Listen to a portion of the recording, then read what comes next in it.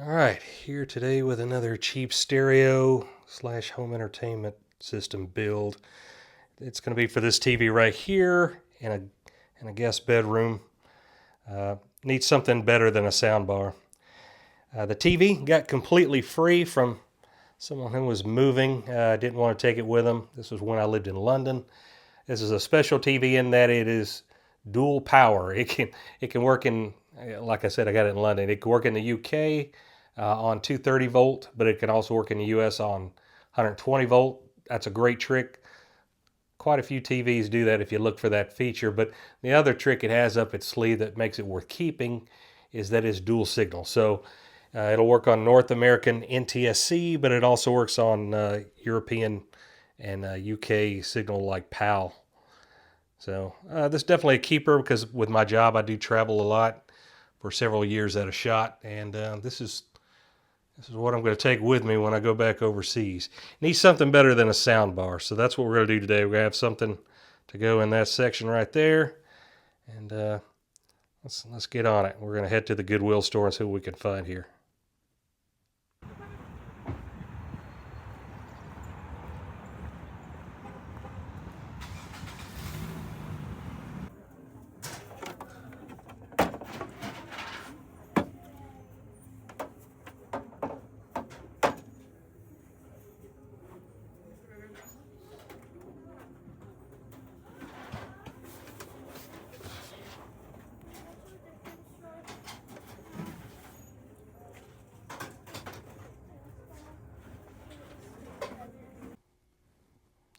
And here we have the winner. Let me go around and show the price here. It was $15. And you can hardly tell by the color on it. It's kind of washed out, but it's a green tag. Just so happen, today is green tag day. I try to get the ones that are half off or 30% off. So that was half off. So half of $15, it was about $7.50 US money. And it is a Kenwood. There's the model number, KR-V990D. And I plugged it in just to make sure it powers up. It does. Hopefully everything else works okay on it. Let's get a look at the back side here.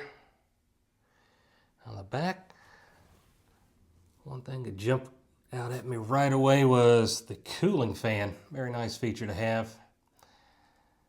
Got two spots on the side there if you want to have it power other components.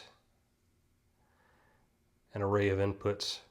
Now you'll notice this does not have HDMI. This is an older unit. That's okay because of the way that TV is. It's got actually RCA outputs for left and right stereo on the back of the TV. So I can go out with that and into, let's say the CD or DVD input there. And also it's got digital inputs there, so I'll probably use a Blu Ray player that's got digital on it and just go out that way straight to the receiver so it can use its DAC rather than the one that's in the DVD player. Typically the ones in the receivers like this are better than the cheap DVD player DACs that are integrated. So that's what we're working with. Needs to be cleaned up a little bit, but other than that, it appears to be in decent shape. No damage on the sides or top. And it is heavy, so there's that. So we can clean this thing up just a little bit. Compared to others, it's not too bad.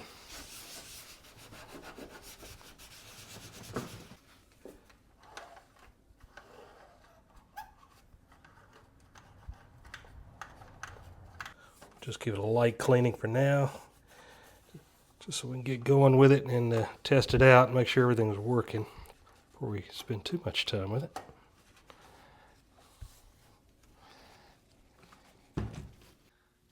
All right, let's have a look inside this thing.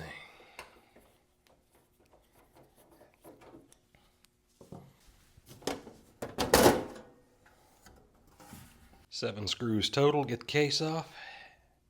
And this is what we're looking at.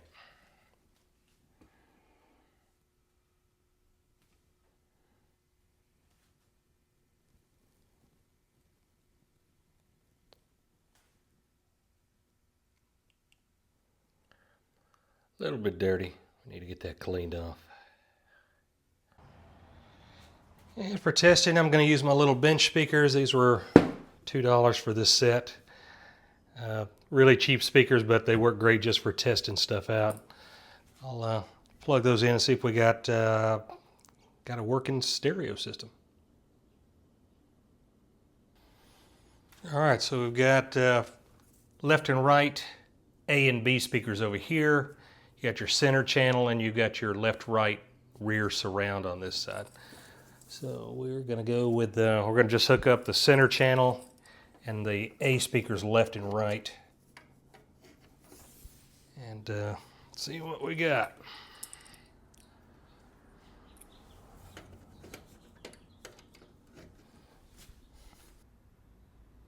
All right, I've got it where it should come out all three speakers, and we'll just take a little test drive here. I can't play but a few seconds of music, otherwise I'll get a copyright strike, but should be enough to prove that it works.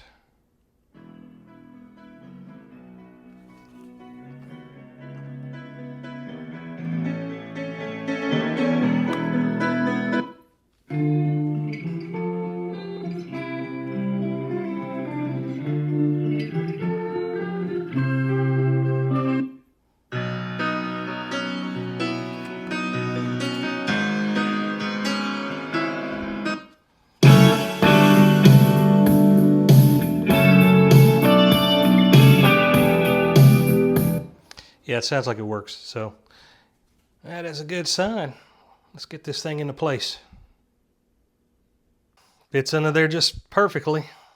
And if you're wondering about the voltage on this guy, since I made a big deal about that one being dual voltage, I don't plan on taking the audio portion with me when I move, only because in the UK you can get some great systems that you can't even get in the United States. So I plan on getting something that's a British build over there, and when I do come back, I'll ship it with the rest of my stuff and bring it back with me, and I'll run them off transformer if they're not dual voltage, which most things won't be, but at least the TV is.